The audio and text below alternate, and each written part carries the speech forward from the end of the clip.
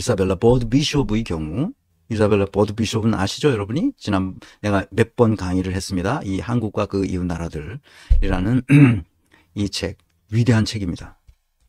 이거, 여러분, 이게 지금, 지금 살 수 있는지 어쩐지 모르겠는데요. 이거 보이시나요? 이렇게 되면 보이는구나. 보이시죠? 네.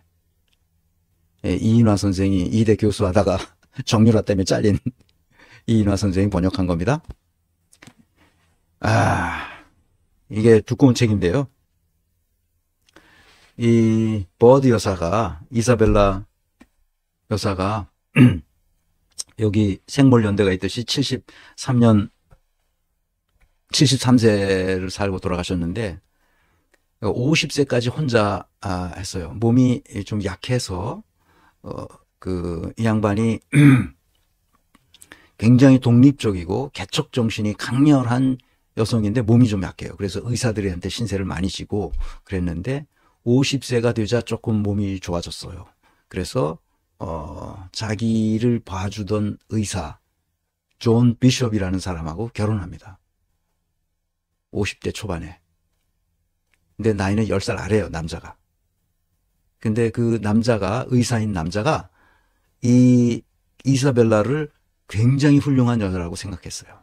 아주 총명하고 독립심이 강하고 강력한 뭐가 있습니까? 강력한 카리스마도 있고 그 학문적 그 소양도 있고 그래서 아주 충실히 자기 아내를 진료해 줍니다.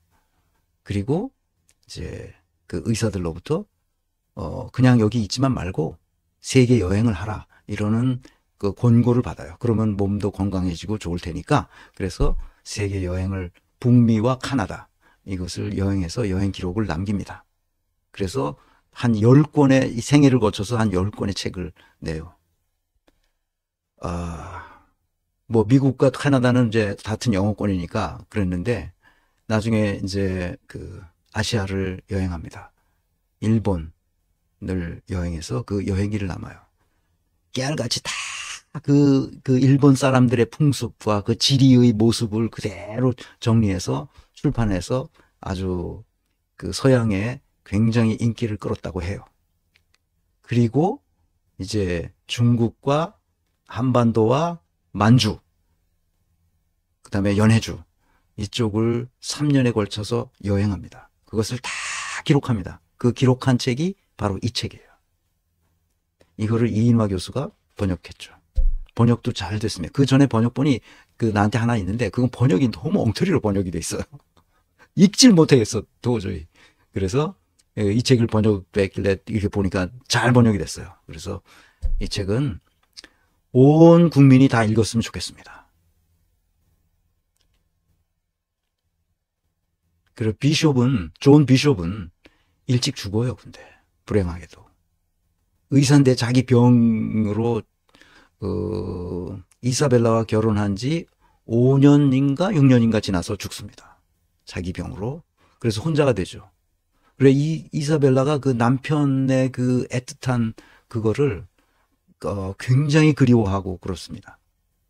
남편이 많이 도와주고 그 독립적인 정신을 가지고 또 개척 정신을 가지고 뭔가를 이룩하려는 이 이사벨라의 그 성품을 알기 때문에 그리고 또 워낙 똑똑하고 그러니까 그 자기 남편 존 비숍이 최대한 이렇게 도와줍니다.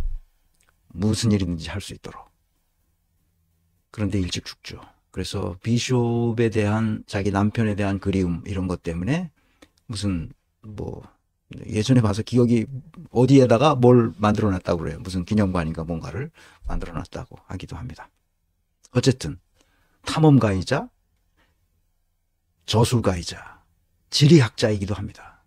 그래서 1892년 한국에 오기 전 그러니까 일본 상황을 기록했던 그 저서를 보았을 거예요. 그래서 영국 왕립지리학회 회원으로 초대받습니다. 최초의 여성 지리학회 회원이었죠. 정회원이 된 겁니다. 대단한 그러니까 무슨 그렇게 그 유명한 대학을 나오거나 그런 것도 아니에요. 근데 학문적 소양이 있었던 거야.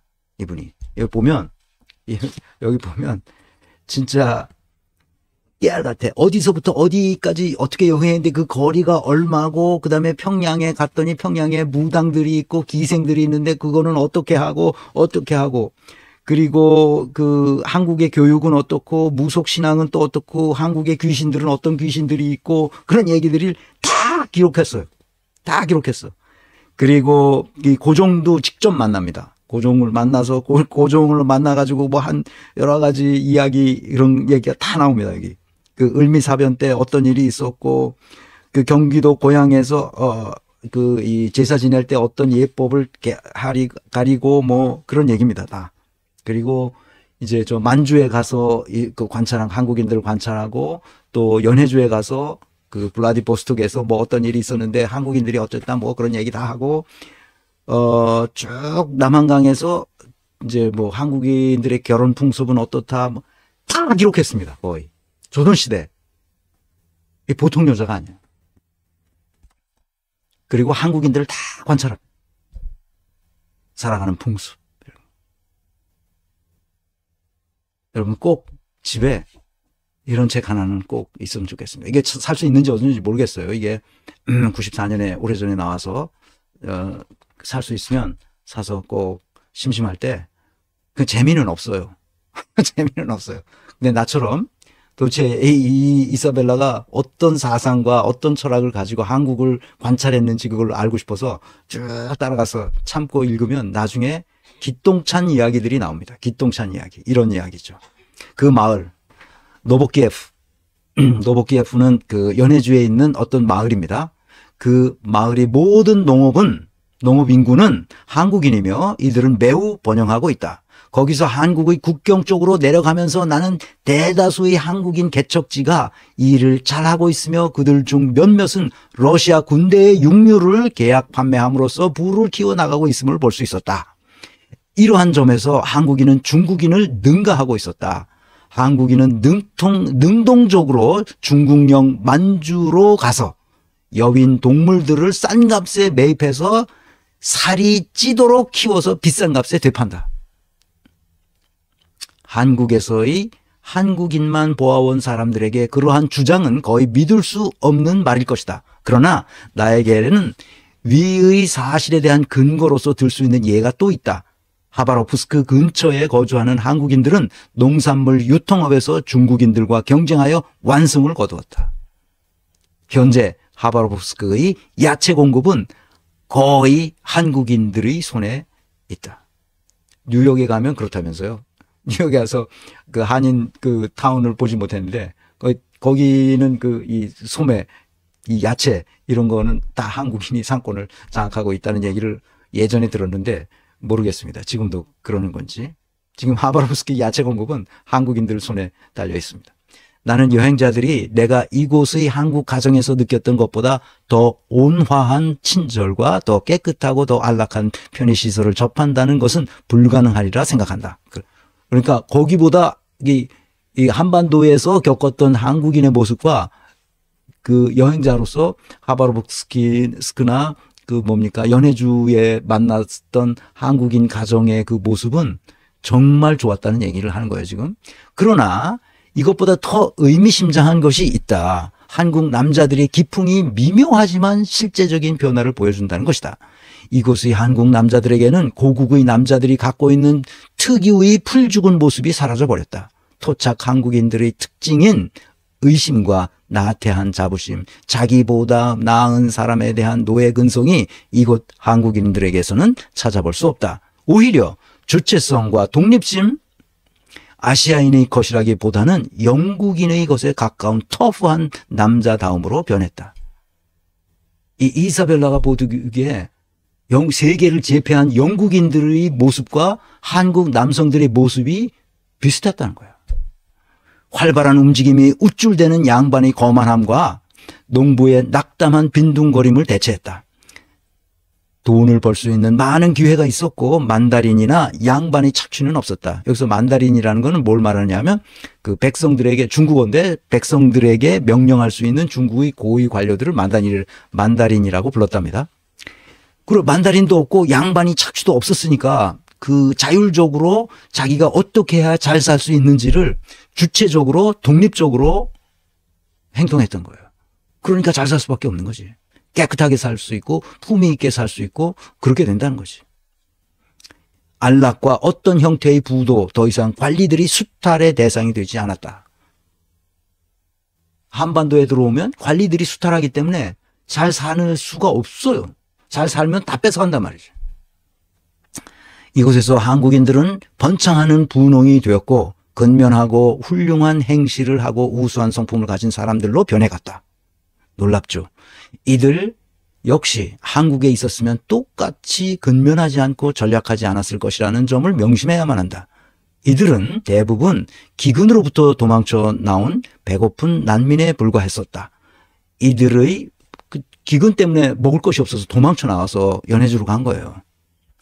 이들의 번영과 보편적인 행동은 한국에 남아있는 민중들이 정직한 정부 밑에서 그들의 생계를 보호받을 수만 있다면 천천히 진정한 의미의 시민으로 발전할 수 있을 것이라는 믿음을 나에게 주었다. 놀라운 얘기를 지금 이사벨라가 하고 있는 겁니다. 한국의 관리들은 살아있는 민중의 피를 빠는 흡혈귀다. 흡혈귀라는 얘기를 몇 군데에서 합니다. 이 이사벨라가. 이 한반도를 여행하면서. 우리는 경기 지방과 황해도 지방의 경계인 예성강 줄기를 거슬러 황해도로 갔다. 임지에 관계없이 이 지역의 대부분 관리들은 안락과 사교를 위해 서울에 살았고 거기에는 하급 관리만 남겨놓았다. 그리고 그들의 재직기간이 매우 짧았기 때문에 그들은 관할 지역의 사람들의 생활을 어떻게 개선할 것인가 보다는 어떻게 갈취할 것인가를 생각했다. 지금도 똑같습니다. 이 순환보직 때문에 그렇습니다. 이제 아주 중요한 얘기를 여기서부터 합니다. 한국인 길이 행복하고 번영할 민족이라고 결론을 냅니다.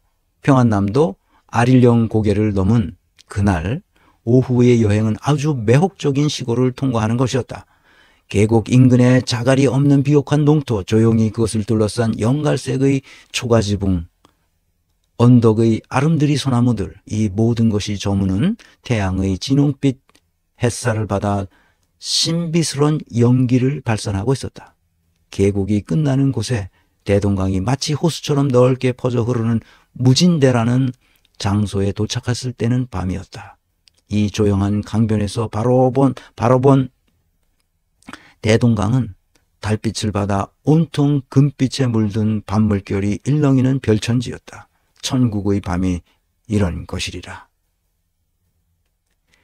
이렇게 좋은 환경 속에서 근사한 기후, 풍부하지만 혹독하지 않은 강우량, 기름진 농토, 내란과 도적질이 일어나기 힘든 훌륭한 교육, 한국인은 길이 행복하고 번영할 민족임에 틀림이 없다. 협잡을 업으로 삼는 관아의 심부름꾼과 그들의 횡포, 관리들의 악행이 강력한 정부에 의해 줄어들고 소장료가 적정히 책정되고 수납된다면 반드시 그러할 것이다. 조건이 그런 거예요. 관리들이 횡포 부리지 않고 착취하지 않으면 행복하고 번영할 민족이 틀림없다는 거죠. 다만 여기에 중요한 단서가 있다. 그것은 내가 누누이 강조했듯이 생업에서 생기는 이익을 보호해 주어야 한다는 것이다. 그것이 어떤 나라, 어떤 제도로부터 온 것이든 한국에서 행해지는 모든 개혁은 한국인들의 이 절박하고 자연스러운 갈망에 초점을 맞추어야 할 것이다. 아직도 개혁이 안 됐어요. 그래서 빈민층이 아직도 쫙 퍼져 있습니다. 전국에. 노인 빈민층, 청년 빈민층이 전국에 퍼져 있습니다. 아직도 개혁이 안 된 거예요. 100년 전에, 100년도 훨씬 전에 이사벨라가 그것을 관찰하고 이렇게 쓰고 있습니다. 그런데 한국인은 길이 행복하고 번영할 민족임에 틀림없다고 강조하고 있습니다. 한국은 특권 계급의 착취, 관공서의 가혹한 세금, 총체적인 정의의 부재, 모든 벌이의 불안정, 대부분의 동양 정부가 기반하고 있는 가장 나쁜 전통인 비개혁적인 정책 수행, 음모로 물든 고위 공직자의 약탈 행위, 하찮은 후궁들과 궁전의 한거하면서 쇠약해진 군주, 네, 고종의 첩들 있잖아요. 고종의 첩들. 매일 밤 갈아대는 그 첩들. 네. 아유, 가장 타락한 제국 중에 한 국가와의 가장 가까운 동맹, 이게 청나라와 동맹을 한 거잖아요. 흥미로운 외국인들의 서로의 질투, 그리고 널리 퍼져 있으며 민중을 공포의 도가니로 몰아넣는 미신. 민중을 공포의 도가니로 몰아넣고 있잖아요. 미신들이, 무당들이 다 그런 거지. 자원이 없고 우물한 더러움의 사태에 처해 있다. 그 속에서 나는 한국의 첫 인상이 생겼다. 그럼에도 불구하고 희망은 한국의 바다에, 땅에 간난에 견딜 수 있는 국민 속에 있음을 보았다. 사람들이 관직에 임명받으면 나라의 월급을 축내고 뇌물을 받는 일 위에는 할 일이 거의 없거나 전혀 없다. 나는 실제로 노동하는 땅의 경작지가 이 모든 기생충들의 부양자라는 것을 거의 실증이 나도록 반복했다. 이 책에 계속 나옵니다. 관리들이 어떻게 억압하고 착취하는지. 나는 실제로 노동하는 땅의 경작자가 이 모든 기생충들의 부양자라는 것을 거의 실증 나도록 반복했다. 한국에서 농부들은 가장 열심히 일하는 계급이며 비록 다소 원시적이지만 땅과 기후에 잘 적응함으로써 자기 노동의 생산량을 쉽게 배가시킬 수 있다. 그러나 이익이 안전하게 보호된다는 보장이 없기 때문에 그들은 자신의 가족을 먹여 살리고 옷을 입힐 정도로만 생산하는 데 만족하고 있다. 더 좋은 집을 세우거나 품위 있게 옷을 입으려 하지 않는다. 수많은 소장농들이 양반과 행정장관들의 가혹한 세금과 강제적인 대부금 때문에 해마다 경작 평수를 계속해서 줄이고 있으며 하루 세 끼를 마련할 수 있을 정도로만 경작한다. 명백한 절망으로 죄어진 계급들이 무관심, 타성, 냉담, 생기 없음의 마비 상태로 가라앉아 있다는 것은 놀랍지 않다. 개혁에도 불구하고 한국은 아직도 단지 두 계급, 즉 약탈자와 피약탈자로 구성되어 있다. 면허받은 흡혈귀인 양반 계급으로부터 끊임없이 보충되는 관료계급, 그리고 인구의 나머지 5분의 4인 문자 그대로 하층민은 평민 계급이 그것이다. 부자의 존재 이유는 피를 빨아먹는 흡혈귀들에게 피를 공급하는 것이다. 지금 어떤 상황인지 아시죠? 흡혈귀 얘기를 반복해서 영국인의 눈에는 그게 다 보이는 거예요. 한국은 이러한 전망 없는 상황 속에서 교육으로서 생산 계급들을 보호함으로써 부정직한 관리들을 처벌함으로써 그리고 모든 관직에 실무적인 테스트를 부과함으로써 즉 실제로 일한 것에 대해서만 지불함으로써 새로운 국가를 건설해야만 한다고 쓰고 있습니다. 문창극 장로가, 온누리교회 장로가 뭐라 그랬어요? 지금 이사벨라는 원인과 결과를 정확하게 보고 있는 거예요. 구조적으로 뭐가 문제라는 거를, 조선 사회가 가지고 있는 문제가 뭐라는 것을 아주 냉철하게 관찰하고 있는 겁니다. 흡혈귀들을 피를 빨아먹고 있기 때문에 피를 공급하는 서민들은 가난해서 헤어나질 못한다는 거예요. 이 흡혈귀들은 아무 일도 하지 않는다는 거예요. 오로지 피 빨아먹는 거에만 관심이 있다는 거예요. 이 책의 상당 부분이 그런 얘기입니다. 왕실은 부패할 대로 부패하고 군주란 놈은 계집들 들여서 밤마다 탕진하고, 그 얘기입니다. 그러나 연해주에 그 가난을 견디다 못해 연해주로 이주해 갔던 그 빈민들이 거기서는 누구도 착취하거나 억압하거나 빨대로 피 빨아먹는 흡혈귀들이 없는 세상에 가서는 세계를 제패했던 영국인 남자와 비슷하다는 거예요. 문창극이 이 책을 읽었나? 문창국이 무슨 개수작을 얘기했는지 다시 한번 보겠습니다. 뭐예요 이게? 신의 섭리라는 거예요. 일본의 식민 지배가 신의 섭리였다는 거야. 하나님의 뜻이었다는 거야. 조선민족의 상징은 게으른 것이고 게으르고 자립심이 부족해서 남한테 신세지는 것이 조선민족의 DNA로 남아있다는 거야. 우리 민족성을 보면 우리가 온전히 독립했으면 한반도 전체가 공산화될 것이라는 거야. 그래서 그런 시련은 하나님의 뜻이었다는 거야. 말이 돼 이게? 무슨 인과관계가 있어 하나님의 뜻하고 일본 식민 지배하고 이런 빌어먹을 놈이 한국에 지도층에 있었다는 거야. 얼마나 부패했어? 얼마나 부패하냐고 지금 지도층이 똑같은 거야. 이런 놈들이 총리 되고 그러는 거야. 총리 후보로 나왔잖아.